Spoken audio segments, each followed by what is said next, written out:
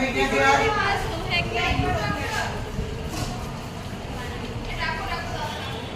বলছে?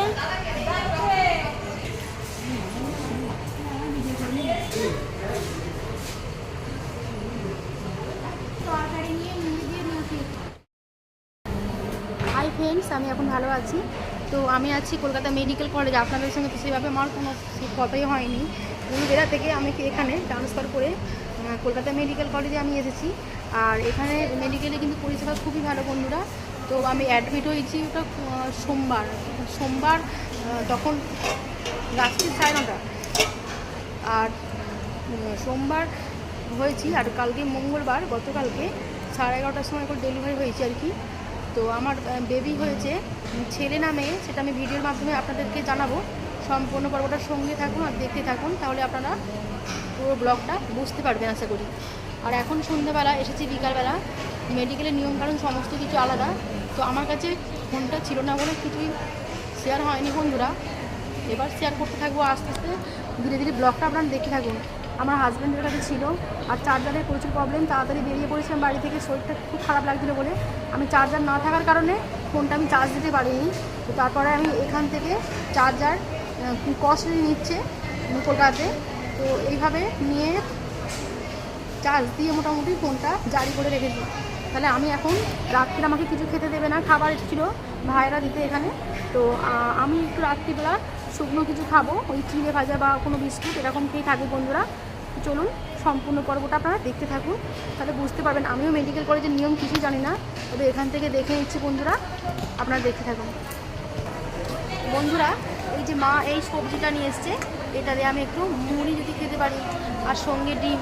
আমার সেরকম কিছু খেতে ইচ্ছা করে না, তবু দেখছি যদি খেতে পারি একগাল। চলুন সম্পূর্ণ পর্বটা। বন্ধুরা, খেতে আমাকে কিছুই ভালো লাগে না, মুখটা আমার পুরো তিতো হয়ে আছে।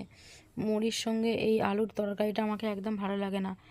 এইটা রাত্রিরের ব্লগ দিচ্ছি বন্ধুরা, রাতের বেলাতে এই টিফিনটা। আজকে তো কিছুই খেতে নেই, তো যাই হোক আমি এই মুড়ি দিয়ে আর এই দমটা আর সঙ্গে একটা ডিম সিদ্ধ খাচ্ছি বন্ধুরা। মুখ পুরো তিতা, গত 3 দিন না খাবার খেয়ে, কোনো জল না খেয়ে আমার এরকম মুখটা একদম বাজে হয়ে গেছে, আমি কিছু খেতেই পারি না।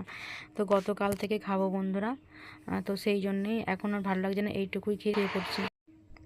পরের দিন সকাল হয়ে গেছে বন্ধুরা, এই চাটা কিন্তু কিনে নিলাম, বিস্কুট দিয়ে ততক্ষণ খেতে থাকছি বন্ধুরা।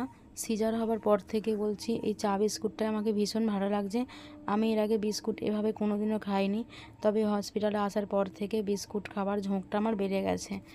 আর কি বলবো বন্ধুরা, চা বিস্কুট খেতে খেতে টিফিন এসে গেছে। ওই যে ক্যানটা দেখতে পাচ্ছেন, ওর মধ্যে আছে গরম দুধ, আর নিয়ে এসছি স্লাইস রুটি, আর এমনি নর্মাল মানুষদের জন্য নিয়ে এসছে কলা, আর যারা সুগার পেশেন্ট আছে তাদের জন্য দিয়েছে শশা, আর একটা করে ডিম সিদ্ধ। তো মা আমার টিফিন নিয়ে চলে এসেছে বন্ধুরা। এই যে আমি কিন্তু কলাটা খাচ্ছি না, কারণ কলাটা একটু কাঁচা। আর তারপর হচ্ছে কলা খেলে হবে না, কারণ আমার 2-3 দিন হয়ে গেল বাথরুম হয়নি, তো সেই জন্যে আমি কলাটা খাচ্ছি না বন্ধুরা। তো কলাটা অ্যাভয়েড করে দিয়েই আমি কিন্তু ব্রেড আর এই দুধটা খাবো, আর ডিম সিদ্ধটাও খেয়ে নেবো। তো সত্যি বলতে কি এখন দিয়ে গেছে, আর এখন একটু খিদে পেয়েছে, 3 দিন পর একটু খিদে পেয়েছে, আর তো সেই জন্যই খেয়ে নিচ্ছি। তবে মুড়ি, ঝুড়ি ভাজা, বিস্কুট আমি সবসময়তেই খেতাম, তো মা এগুলো সব আনতো আমার জন্য।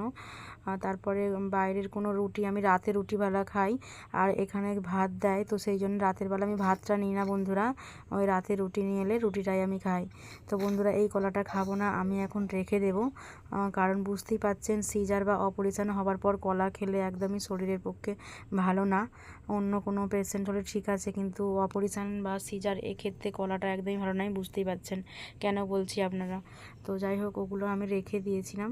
এখন ডিম সিদ্ধটা ছাড়িয়ে খাচ্ছি, গরম গরম খেতে কিন্তু খুব ভালো লাগে। সববার বেডেতেই খাবার দিয়ে চলে গেছে বন্ধুরা, আমরা প্রত্যেকেই খাচ্ছি। তো যাই হোক, আমাকে ভীষণ ভালো লাগছে, আর এতে রুলসটা খুব ভালো লাগে, কারণ এখানে খুবই টেক কেয়ার করছে বন্ধুরা। তো যাই হোক, খেয়ে নিলাম। আর মা একটু টিফিন করতে বাইরে যাবে, অনেক সময় টিফিন নিয়ে এসেও খায় আমার সঙ্গে। এখন আমি ওষুধ খাবো বন্ধুরা, ওষুধ দিয়ে গেছে ডাক্তাররা এসে, তো সেই জন্যে আমি ওষুধ এখন একটা খাচ্ছি, খেয়ে জল খাচ্ছি বন্ধুরা। তো তারপর আপনাদের সঙ্গে আমি আবারও কথা বলছি। তো ওষুধ খাওয়া আমার হয়ে গেছে, সকাল দুপুর রাতে 3 টাইমই ওষুধ দিয়ে যায় আমার কাছে। যে যা আছে লম্বা মানুষ দেখো না, দেখছো সব ছবি রকম। আমি এখান থেকে দুটো নার্স এসে গেছে সকালবেলাতে, এরা স্যালাইন দিয়ে সকালে। তো যাই হোক এখন ডিউটি আছে। আর এই যে ডাক্তার আমাকে দেখতে এসেছে, বিপি চেক করবে এখন, প্রেশারটা আমার হাই ছিল। আর তারপরে বন্ধুরা এটা দুপুরের দিকে দেখছি আর ভাত এসে গেছে আমার, মাছের ঝোল ভাত। সত্যি বলতে কি ঝোল ভাতটা আমি এভাবে কোনো দিন খাইনি, যে সবজি ঢেঁড়স বেগুন তারপরে হচ্ছে সব কুমড়ো পেঁপে আলু দিয়ে পাতলা ঝোল একটা, তবে গরম গরম খেতে ভালো লাগছিল, কিন্তু খুব একটা ভালো লাগেনি ভাতটা। কিন্তু বুঝতেই পারছেন যে পেটের একটা তো খিদে তো আছে, তো খেতেই হবে, কিছু করার নেই। তাহলে খেয়ে নিলাম গরম গরম ভাতটা।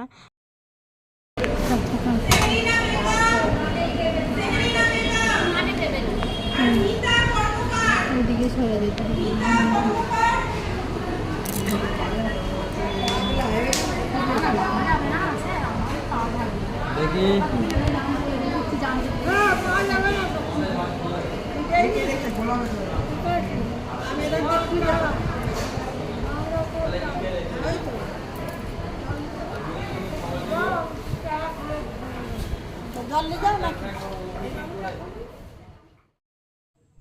বন্ধুরা, ডাক্তার আমাকে এখন বিপি চেক করতে এসেছে দুপুরবেলাতে।